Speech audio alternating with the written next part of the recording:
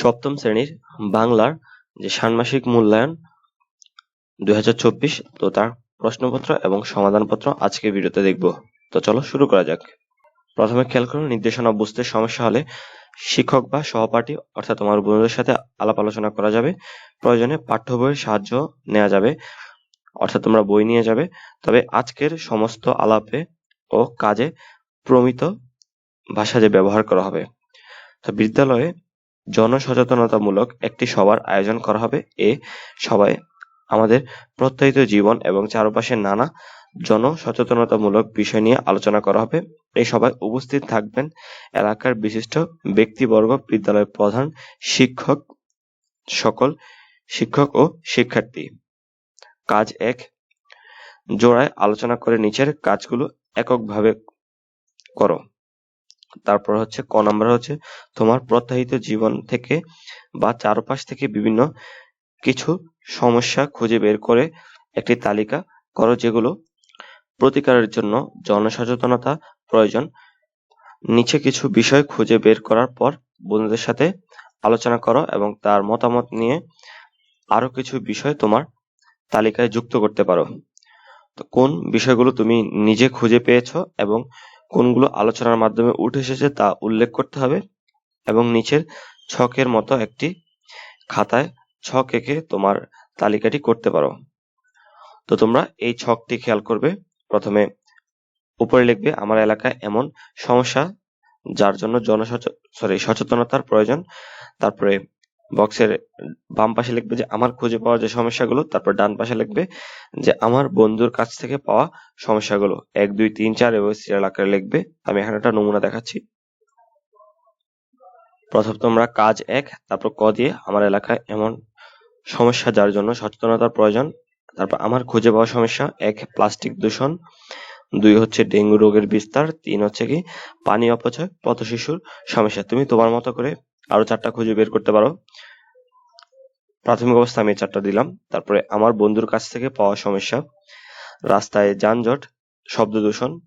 3, বজ্র ব্যবস্থাপনা সমস্যা। তারপরে বৃক্ষ নিধন। এবার আমরা খ নাম্বারে লক্ষ্য করি যে এবার তালিকা থেকে 2টি বিষয় বাছাই করো। বিষয় 2টি এমন হবে যা সকলের জন্য প্রয়োজনীয় বলে তুমি মনে করেছো। এরপর বিষয় 2টি নিয়ে আলাদাভাবে দুজনের সাথে 2টি সংক্ষিপ্ত কথোপকথন তৈরি করো। কথোপকথন লেখার সময় নিচের নির্দেশনা অনুসরণ করো।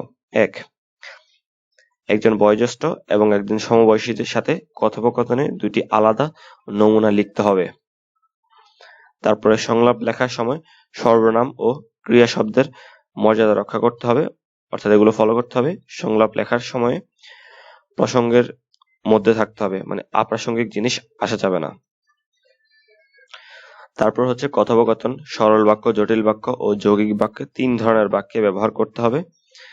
তারপর কথোপকথনের সকল নির্দেশনা নিয়ে জোড়ায় আলোচনা করা যাবে এবং জোড়ায় আলোচনা থেকে নতুন কি ধরনের জিনিস উঠে এসেছে তা কথোপকথন লেখার আগে আলাদাভাবে সংক্ষেপে তুলে ধরতে হবে। কথোপকথনে বিষয়বস্তু হুবহু এক হওয়া যাবে না, অর্থাৎ তোমরা দুইজন আলোচনা করে যখন লিখবে অথবা জোড়ায় যখন কাজ করে লিখবে তখন একজনেরটার সাথে আরেকজনেরটা মিলে যাবে না। তাহলে খ নাম্বার আমরা কথোপকথনে যেভাবে লিখবো যে প্রথম বিষয় যে প্লাস্টিক দূষণ নিয়ে আমরা আলোচনা করব। বয়োজ্যেষ্ঠ ব্যক্তির সাথে কথোপকথন। তো প্রথমে তুমি তোমার নামটা লিখবা। আমি এখানে আমি লিখেছি আমি। তুমি তোমার দাদা ভাইয়ের সাথে কথা বলবে। দাদা ভাই, আপনার কি মনে হয় আমাদের এলাকায় প্লাস্টিক দূষণ কতটা মারাত্মক সমস্যা? তারপর দাদা ভাই বলবে, হ্যাঁ, প্লাস্টিক দূষণ এখন বড় একটি সমস্যা হয়ে দাঁড়িয়েছে। প্লাস্টিকের কারণে আমাদের পরিবেশের ব্যাপক ক্ষতি হচ্ছে। তারপরে আমি, মানে নিজের নাম লিখতে পারো অথবা আমিও লিখতে পারো। ঠিক বলেছেন, আমাদের এলাকায় প্রতিদিন প্রচুর প্লাস্টিক বোতল, ব্যাগ এবং অন্যান্য পণ্য ফেলা হয় যা পরিবেশের ক্ষতি করছে। তারপর দাদাভাই, হ্যাঁ, প্লাস্টিক সমুদ্র, নদী এবং মাটির দূষণ ঘটায়। এছাড়া এটা ভেঙে না যাওয়ার কারণে হাজার বছর ধরে পরিবেশে থেকে যায়, অর্থাৎ প্লাস্টিক সহজে কিন্তু নষ্ট হয় না। তারপর আমি, এজন্য আমাদের সচেতনতা বাড়াতে হবে এবং পূর্ণ ব্যবহারযোগ্য পণ্যের ব্যবহার বাড়াতে হবে, অর্থাৎ খুব দ্রুত নষ্ট হয়ে যায়, মানে মাটির সাথে মিশে যায় এরকম কোনো কিছু আমাদের ইউজ করতে হবে। তারপর আমরা সমবয়সীর সাথে কথোপকথন। আমি, হ্যালো রিয়া, অথবা তুমি এখানে তোমার একটা ছেলে বন্ধু হলে তুমি ছেলে বন্ধুর নাম দিতে পারো, মেয়ে হলে মেয়ে বন্ধু। তুমি কি দেখেছো আমাদের এলাকায় প্লাস্টিকের পণ্যগুলো কিভাবে চারপাশে ছড়িয়ে ছিটিয়ে আছে? তারপর রিয়া, হ্যাঁ, প্লাস্টিক দূষণ সত্যি বিরক্তকর। আমরা প্রতিদিন এই সমস্যা দেখতে পাচ্ছি। তারপর আমি, তুমি কি মনে করো আমরা প্লাস্টিক দূষণ কমাতে পারি? তারপরে আমার বন্ধু রিয়া, অবশ্যই পারি। আমাদের প্লাস্টিকের পরিবর্তে কাপড়ের ব্যাগ ব্যবহার করা উচিত এবং পূর্ণ ব্যবহারযোগ্য পণ্যের প্রতি মনোযোগ হওয়া উচিত। অর্থাৎ প্লাস্টিকের পলিথিন পণ্য আমরা ইউজ করলে সাথে সাথে ফেলে দেই, আর পূর্ণ ব্যবহারযোগ্য মানে একটা জিনিস ব্যবহার করে সেটাকে আবার ধুয়ে অথবা পরিষ্কার করে সেটাকে আমরা যাতে আবার ব্যবহার করতে পারি এরকম জিনিস ব্যবহার করা উচিত। এবার খেয়াল করো ঘ নাম্বারে, যে কথোপকথনে ব্যবহৃত 3 ধরনের বাক্যের একটি নমুনা দেখাও। এরকম একটি ছক খাতায় এঁকে নাও। এই যে এরকম সরল বাক্য, জটিল বাক্য, যৌগিক বাক্য, আর এখানে কথোপকথনে ব্যবহৃত বাক্যগুলো থাকবে। তো বাক্যের ধরন, সরল বাক্য, প্লাস্টিক দূষণ এখন বড় একটি সমস্যা হয়ে দাঁড়িয়েছে। আর এটাকে যদি জটিল বাক্য হিসাবে লিখতে চাই, প্লাস্টিক দূষণ পরিবেশের জন্য মারাত্মক হুমকি, কারণ এটি ভেঙে না যাওয়ার কারণে হাজার বছর ধরে থেকে যায়। আর যৌগিক বাক্য, আমরা প্লাস্টিক দূষণ কমাতে পারি এবং আমাদের পূর্ণ ব্যবহারযোগ্য পণ্যের ব্যবহার বাড়াতে হবে। এই 3টা বাক্য লিখতে পারি। এবার আমরা কাজ 2 খেয়াল করি, যে 2টি বিষয় যা ঘটনা তুমি আলাদা করেছো, যে 2টি বিষয় বা ঘটনা কেন অন্যদের জন্য দরকারি বা অন্যদের উপকারে আসতে পারে তা 150 শব্দের মধ্যে লেখো। আর লেখার সময় খেয়াল রেখো যে লেখার মধ্যে যেন সমাজ, উপসর্গ বা প্রত্যয়ের মাধ্যমে গঠিত শব্দ থাকে। তো তোমরা খেয়াল করো কাজ 2 ক, বিষয় বা ঘটনা কেন অন্যদের জন্য দরকারি। প্লাস্টিক দূষণ। প্লাস্টিক দূষণ একটি বিশ্বব্যাপী সমস্যা যা আমাদের স্থানীয় এলাকাতেও বিরাট প্রভাব ফেলেছে। প্লাস্টিকের পণ্যগুলি ভেঙে না যাওয়ার কারণে মাটি, পানি এবং সমুদ্র দূষিত হচ্ছে। এর ফলে জীববৈচিত্র্য হুমকির মুখে পড়েছে এবং খাদ্য শৃঙ্খলের ও দূষিত হচ্ছে। আমাদের এলাকায় প্লাস্টিকের দূষণ কমানোর জন্য জনসচেতনতা বৃদ্ধি করতে হবে এবং পূর্ণ ব্যবহারযোগ্য পণ্যের ব্যবহার বাড়াতে হবে। এর ফলে পরিবেশ সুস্থ থাকবে, আমরা একটি পরিষ্কার ও সুন্দর পরিবেশ বাস করতে পারবো। তারপর খ নম্বরে বলেছে যে তোমার লেখা থেকে সমাজ, উপসর্গ বা প্রত্যয়ের মাধ্যমে গঠিত শব্দ আলাদা করো। সব মিলিয়ে 5টি শব্দ বাছাই করো। নিচের ছকের অনুরূপ ছক এঁকে খাতায় কাটছি করো। প্রথমে শব্দ থাকবে, তারপর ভাঙলে কি হবে, শব্দটি কোন উপায়ে গঠিত সেটা লিখতে হবে। তাহলে এবার লক্ষ্য করো যে শব্দ প্লাস্টিক দূষণ, তাহলে প্লাস্টিক যোগ দূষণ এভাবে লেখা যায়। এটা কি, সমাস। তারপর পূর্ণ ব্যবহারযোগ্য, পূর্ণ যোগ যোগ্য যোগ ব্যবহার, এটা একটা উপসর্গ ও প্রত্যয় যোগে গঠিত শব্দ। তারপর হচ্ছে জীববৈচিত্র্য, জীব যোগ বৈচিত্র্য, এটা একটা সমাস যোগে শব্দ গঠিত। তারপর পরিবেশ, পরিযোগ বেশ, এটা একটা উপসর্গ। তারপরে যেহেতু পরি আছে, তারপর হচ্ছে জনসচেতনতা, জনযোগ তা যোগ সচেতন, তাহলে এটা উপসর্গ ও প্রত্যয় নিয়ে গঠিত একটি শব্দ। তারপর তোমার লেখা থেকে 2টি শব্দ বাছাই করো। শব্দ 2টি একটি করে মুখ্য অর্থ ও একটি করে গৌণ অর্থ লেখো। মূল শব্দ, আর এখানে 2টা ইয়ে থাকবে, একটা মুখ্য অর্থ আর একটা হচ্ছে গৌণ অর্থ। তারপর 2 নম্বরও সেম থাকবে।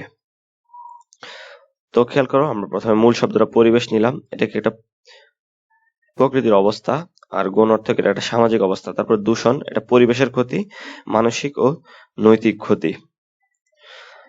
এরপর তোমার লেখা অনুচ্ছেদের যে কোনো 3টি শব্দের প্রতিশব্দ লেখো, তারপর প্রতিশব্দ ব্যবহার করে বাক্য অথবা বাক্যগুলো আবার লিখো।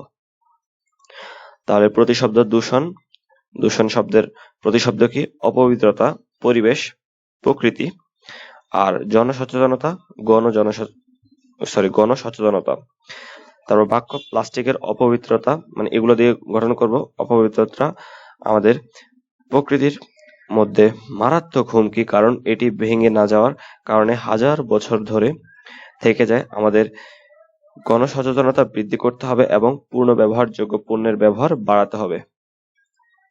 এবার আমরা কাজ 3 লক্ষ্য করি কি আছে, আসন্ন জনসচেতনতামূলক সবার জন্য তোমার বাছাই করা ঘটনা বা বিষয়টির সাথে সম্পর্কিত করে banner, festoon poster, placard, billboard, notice, leaflet, মোড়কের লেখা বিজ্ঞাপন কিংবা আমন্ত্রণপত্রের মধ্যে থেকে যে কোনো 2টি নমুনা লেখা তৈরি করো। কাজটি হবে একটি দলীয় কাজ। তারপর হচ্ছে 5 জনের দলে কাজটি করা যাবে। তারপর শিক্ষার্থীর সংখ্যা কম বেশি বিবেচনা শিক্ষকের নির্দেশনায় ভিন্নভাবেও দল গঠন করা যেতে পারে, অর্থাৎ 2-3 জন করে হতে পারে, আরো বেশি হতে পারে। তারপর আলোচনার মাধ্যমে লেখার কাঠামো এবং কি লেখা হবে তা ঠিক করতে হবে। তারপর হচ্ছে দলের প্রত্যেক সদস্য যে কোনো 2টি করে নমুনা লেখা নিজ খাতায় তৈরি করবে, আর দলের সদস্যরা নিজেদের মধ্যে আলোচনা করে ঠিক করবে যে কোন ধরনের নমুনা তৈরি করবে। তবে প্রতিটি দলেই বিভিন্ন ধরনের লেখার নমুনা থাকতে হবে, কিছু নির্দিষ্ট ধরনের লেখা পুনরাবৃত্তি করা যাবে না। তাহলে লক্ষ্য করো, দলীয় কাজ। আমাদের দলীয় আলোচনায় উঠে এসেছে যে প্লাস্টিক দূষণ এবং ডেঙ্গু রোগের বিস্তার 2টি গুরুত্বপূর্ণ সমস্যা জনসচেতনতা বৃদ্ধির মাধ্যমে সমাধান করা যেতে পারে। আমরা বিভিন্ন ধরনের নমুনা লেখা তৈরি করার জন্য দলের মধ্যে ভাগ করে নিয়েছি ব্যানার নমুনা আর ব্যানার। প্লাস্টিক দূষণ রোধ করি, পরিবেশ রক্ষা করি। তারপর পরিবেশ দূষণ রোধে আমাদের করণীয়, প্লাস্টিকের পরিবর্তে কাপড়ের ব্যাগ ব্যবহার করুন, পূর্ণ ব্যবহারযোগ্য পণ্যের ব্যবহার বৃদ্ধি করুন, প্লাস্টিকের পণ্যগুলি সঠিক স্থানে ফেলুন, পরিবেশ রক্ষায় আসুন সকলে একসাথে কাজ করি। তারপর আমরা লিফলেটের নমুনাটা খেয়াল করি। লিফলেট, ডেঙ্গু প্রতিরোধে আমাদের করণীয়, ডেঙ্গু প্রতিরোধের জন্য কিছু গুরুত্বপূর্ণ নির্দেশনা। বাড়ির আশেপাশে পানি জমতে দেওয়া যাবে না, ফুলের টবে বা অন্য কোনো স্থানে জমে থাকা পানির পরিবর্তন করুন, মশারি ব্যবহার করুন, রাতের মশার জন্য কীটনাশক ব্যবহার করুন, মশার কামড় থেকে বাঁচার জন্য দীর্ঘ পোশাক পরিধান করুন, সচেতন থাকুন, সুস্থ থাকুন। তোমরা সুস্থ থাকো। আর পৃথিবীতে কিন্তু মশার কারণে সবচেয়ে বেশি মানুষ মারা যায় কিন্তু।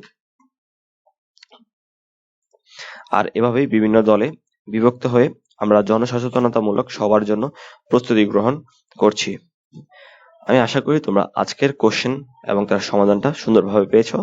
ধন্যবাদ সবাইকে।